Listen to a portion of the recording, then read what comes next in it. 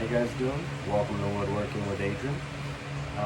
Today I'm going to show you how to make a kid's chair. I made this for my daughter not too long ago. Got a son on the way, so I'm going to be making it again. I'm going to show you everything you need and how easy it really is to do. So, for this specific chair, I got a big piece. It's about like 9.5 inches wide. As long as you want, you only need a little bit. I would say not even a foot. Then I got a piece of 1x2 and a piece of 2x2. It's going to be for the legs. It's a little stronger.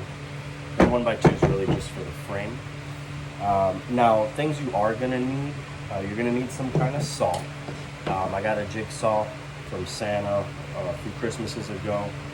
And I mean, a circular saw is probably better because it cuts a lot straighter, but as long as you're careful and take your time with the jigsaw, you'll be fine. You want some kind of drill, not only for the screws, but I highly recommend to pre-drill. You can get something like this, a little set like that, that'll give you a bunch of different sizes. But you really want to pre-drill before, because with such little pieces of wood, it could split when you screw. And then this is the main thing that just makes it look nice because you don't really see it that much. You could always screw it right into the wood, but this just makes it a nice little flush. You never really see the screws, just a little hole. You can always cover that up. And with that, I use this this jig for pocket holes. I highly recommend this. This was the first project I used it for. Now, besides that, stuff to measure, you could get a square. I know it looks like a triangle, but it's called a square. This is really just to like hold the wood, kind of like that, make some good lines. But I mean, you can use a ruler, you can use another piece of wood, anything straight will really do it. You want some screws. I got some 1.5 inch screws, and that's basically gonna make sure it doesn't go through too much. The only part that I did have trouble was the bottom here, to actually put the frame onto the seat. I ended up just using like some screws and drilling it all the way in. Right here we go. So you see that? This is a little over 1.5 inches. But what I'm gonna do today is I'm gonna angle it. So I'm gonna get a drill and I'm gonna just angle it from here to there. Start from the middle, go in, and then make sure it's tight. The main thing is safety. You definitely don't want anything sharp sticking out because it is kids. And then as you see, after everything, you go ahead and sand it out. There's no rough edges. The jigsaw is good for this part because of the fact that I can make, the little curve instead of just leaving a corner, and you can sand it out. I also did that up here. This was a straight block, so I cut it, sanded it. There's no way she gets cut. She's used this for about a year. No complaints. She actually prefers it over the other chairs that we've bought at stores. And then you do want some kind of clips. There's definitely better ones at Home Depot, but these are like a few bucks. So if you're just trying to, get into woodworking, definitely get something like that. And then at the end, I did notice there was like a few little spaces, like here, for example. So this is a great product regardless. It's called Quickwood. Basically, it's like a clay you mix with your hand, and you kind of putty it in there like Play-Doh. And then once it dries, it's literally the same material as wood. You could even sand it and everything. So I'm gonna show you now, what sizes you wanna cut everything, show you how to cut it, and we'll go from there. All right, guys. So for these really long pieces, these are the 2x2. You're gonna go ahead and measure 20 inches for both of them. Then when we flip this over, the front legs, you're gonna go ahead and measure right at 10. So it's literally half the size. I did that, it came out very symmetrical, kind of OCD with that. And then, almost forgot, for this part, I'll show you. Try to make it as much as I could. It's like 11.25, and I would highly recommend that if you're gonna go for my exact measurements. But if you notice here, you do have a little leeway. I just wanted to make sure that you know, there's a little space before you get to the frame. So it's really not a big deal. You'll see as you start cutting. And then this last part, this is really gonna depend on what you're doing here. We'll have to cut out on the actual bench the two little squares here to make sure that this all sits nice and flush. We'll get to that in a minute. And then you're gonna go ahead and make sure the front part, you measure at 6. So you want 6 in the front, and then you want 8 on the sides. You know, and then here for the back part, you're gonna want 6 as well. So 1, 2, 3, 4 of 6, 2 8s, and then you got 2 10s and 2 20s. All right, now if you end up with the jigsaw as the saw of choice and you've never used it, you want to make sure, you know, first of all, don't have it plugged in, because you definitely don't want to press this by accident while you're doing this. But these are the little blades you see here that go with it. In order to do that and to put it in, you're going to hold this black ring, see it? Black ring up. And then make sure the saw part, like the sharp that's cutting, pointing out. You're gonna feel it kind of like you can't go anymore. You're gonna let go of the black thing, little black ring, and then make sure it doesn't come out. And then you're good. Then you wanna make sure it is lined up and in that little crease. There's a little crease in the middle here. That's where it'll be. And then when you plug it in, make sure that you are never pressing this button unless you're ready to cut. And then once it's plugged in, you can see it goes up and down. You can hold it faster and it'll go much faster, which I highly recommend if you're doing a fine cut. You want to hold it, like once you got it in control in the wood, hold it tight so it's moving super fast, and then give it a nice smooth move. All right, and just in case you've never measured where you want to cut, we're gonna do 8 inches. So I'll bring this into view.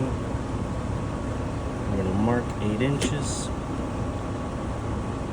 I'm gonna go ahead and do it at the bottom. I'm also gonna do it at the top. And then you're gonna get your square, triangle in this case, or whatever you got. You're gonna make that line. And then that's what you're gonna cut. That's 8 inches. Remember, we got 2 8s and then about 4 6-inch pieces.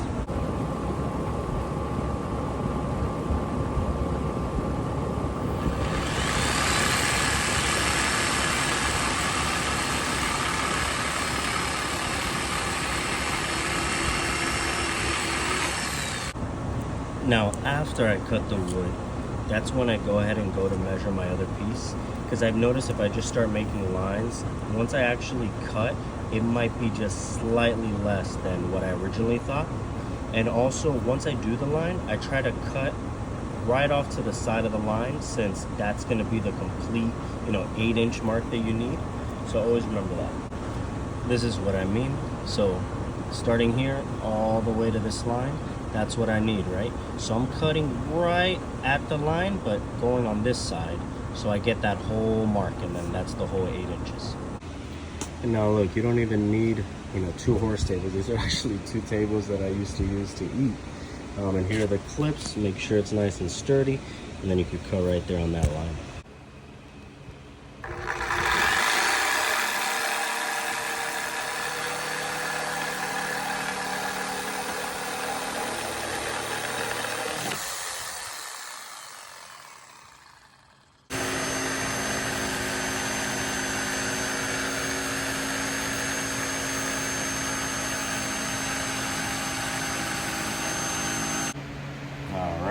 So sorry if I didn't mention this earlier, but that 9.5 piece, it's actually 1 inch thick.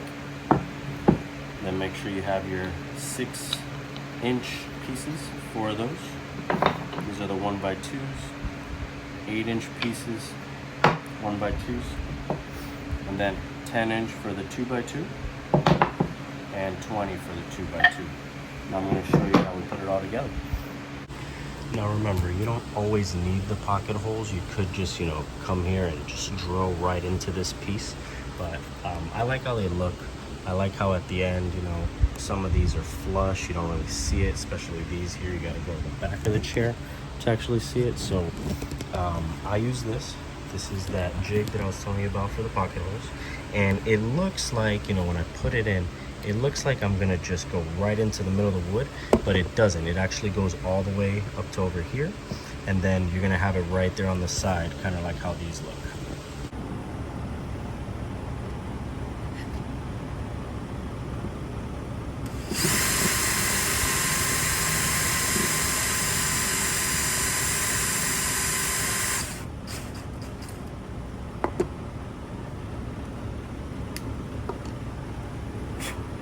See right there, you got that perfect hole.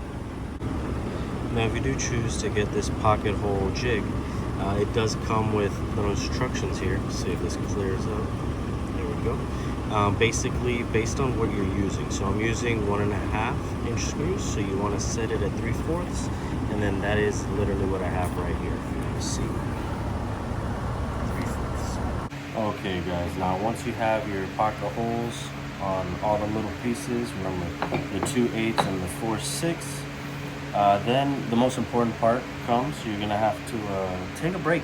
You've been working really hard. Go ahead and eat some lunch. That's what I'm gonna do, and I'll be right back. All right, I hope you ate good. Now we're gonna get these all connected. Let's go ahead and build this whole chair. So first thing, we're gonna get the 10 piece of 2x2. And we're gonna try to connect right here, this 8-inch piece right to it.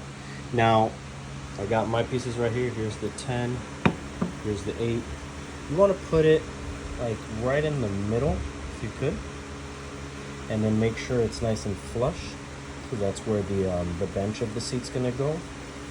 And like I said, you should definitely pre-drill. Like I'm definitely gonna pre-drill the hole, just to make sure that it goes in smoothly once you actually put the screw in. But you don't have to. It's just going to make your life a lot easier. And this first one's going to be the tough one because you don't have anything to kind of hold it. It's a weird angle, but once you get this one, all the rest should be a lot easier. Going to hold that as best as we can. Going to get it in right there. And kind of just put a little pre-drill. And then you want to go ahead and get your screw right there. Make sure it's lined up nice. Now it's going to move a little bit. You want to try your best to hold it for this first one. Alright, now that you got the 10-inch piece connected to the 8, you want to go ahead and connect the 20. So I would definitely just have this on a flat surface. Make sure it's right in the middle. And then go ahead and do the same thing. Pre-drill if you want. And then go ahead and make sure once you put it in, it's flush. Alright, so once you got that connected, go ahead and do the same thing with the other side. You want these parts on the outside, and then we'll work on connecting them together. Alright, so now you've got the two outer parts. So you want to make sure the screws are on the outside. Now they might not all be the same size, all these 6-inch pieces, so just get the two biggest ones. And what we're gonna do is we're gonna connect them, but with the pocket holes on the inside. And we're gonna keep everything still flush so that we can put the bench on top. All right, once you connected the two 6-inch pieces, you are pretty much past the hardest part. All right, if you've made it this far, it's looking pretty good. You basically got the same shape. That's what it's going to look like at the end. Now, what we're going to do is go ahead and put this piece on top. You want to even it out, so you got just a little bit of space out there. And what we're going to do is cut a little square on each side. So you want to measure. Alright, so I've pointed the two corners. I drew my square. You're going to want to cut as close inside this as possible. So definitely on the inside of the black line. You don't even want to touch it yet because you want to make sure you don't cut it too much or you're going to need another piece like this. All right. Now, as you see, I cut, but I can still see my lines. Very important because let's say, I'll just give you an example. Let's try to put it in. See, if I try to put it in, I might be able to get it. It'll fit pretty snug. I might be able to cut a little more, like maybe on this side right here, as you see. This side's already looking good. But you want to make sure you have enough space to cut, because once you go too far, then it's just going to leave a hole. And then I hope you got what I recommended earlier, the quick wood. All right, so I went ahead and took off that little piece. And now I could probably just slide it right in. It's still a little snug, so I'm probably gonna either hit it with a hammer or cut a little more, but I might just do the hammer trick first. Pretty much slammed it in. It looks perfectly flush back here, and then it's got like a little bit of a hole there. So I mean, if you don't have that quick wood that I was recommending, paint will probably just cover that up. Like you'll see that I actually did the quick wood a little. I mean, I started painting a little bit after the quick wood. I would highly recommend let it dry for about a day. That's what I'm going to do with this one. Lesson learned. But yeah, I mean, basically, I think we made it happen. So for this part, I know that I said I was going to go sideways with it, but I ended up having this drill here that lets me get a little hole going. So as you see here, my screw would not reach the actual seat if I just put it in like that. So I made a little hole, so it goes just a little deeper, and then it's able to actually touch flush with this, and you don't have to worry because it's not long enough that it'll go through. Now, just to show you the comparison, I'm going to go ahead and get rid of the corners here. As you see with this one again, nice and smooth, no matter what, nice and sanded. You don't have to worry about the little ones getting cut. All right, so we got the edges nice and cut here. Now I'm just gonna go ahead and sand this bad boy down. I'll probably apply some quick wood here. I'll show you guys how that's done too if you'd like. And yeah, and definitely for those who did the pocket holes, you definitely want to sand here because kids can, you know, grab it from here, put their fingers in, and they can get cut. So definitely, you know, get it all the way in there. So this is the quick wood. Basically, you take some out. You see how there's like a white and a brown. You're gonna mix it all together until you have like a full, like the same consistency. And once you do that, I'll show you how to apply it. All right, so as you see, it's really sticky. It sticks to your fingers. I have it pretty much around the same color. It's like a minute or two of pushing it around. So what we're gonna do, start with little pieces. So I got a little piece here. I'm gonna put it right in there, and then I'm just gonna like dagger it in with my finger. I'll scrape it off kind of like caulk, and then keep daggering it in. You don't want to leave too much because remember you have to sand it. So as you see there, that's looking pretty good. If you get like chunky pieces, make sure to take those out. Try to just work with the soft pieces. Make sure you get it all, at least the whole. You could always sand it after, and then, you know, I mean, I'm painting this chair. I would recommend you do it too. At least stain it. It'll look a lot nicer. All right, so I went ahead and filled up those little pieces right there, patted it down. And another one. It'll be dry in a few hours, but I'm gonna let it sit for the day. Tomorrow I'll come, sand off all these little like rough edges to make it smooth, and then paint it baby blue. Well, we went ahead and built a kid's chair. Thanks for watching, and tune in for more. Maybe I'll show you guys one day how to build something like this. Until next time.